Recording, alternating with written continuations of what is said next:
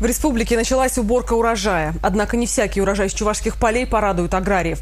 В Алатырском районе на поле, которое принадлежит одному из аграрных предприятий республики, уродилась конопля.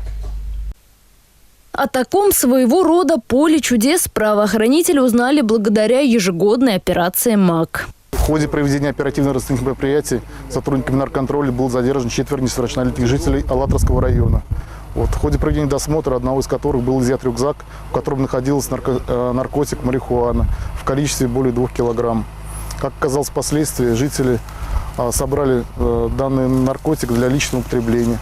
Как выяснилось, собрали урожай дурман травы молодые люди на поле недалеко от села Ичиксы. Кстати, от местных жителей никаких сообщений в правоохранительные органы о таком соседстве, судя по всему, не поступало. А само сельхозугодие принадлежало одному из аграрных предприятий района. Коноплю специалисты признали дикорастущей. В итоге все растения уничтожили, подростков поставили на учет в наркодиспансер.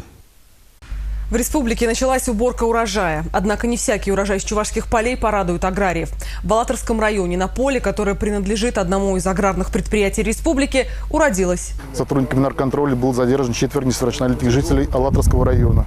В ходе проведения досмотра одного из которых был изъят рюкзак, в котором находился наркотик марихуана в количестве конопля. О таком своего рода поле чудес правоохранители узнали благодаря ежегодной операции «МАК». В ходе проведения оперативно-розыскных мероприятий Недалеко от села Ичиксы. Кстати, от местных жителей никаких сообщений в правоохранительные органы о таком соседстве, судя по всему, не поступало. А само сельхозугодие принадлежало более 2 килограмм. Как оказалось впоследствии, жители собрали данный наркотик для личного употребления.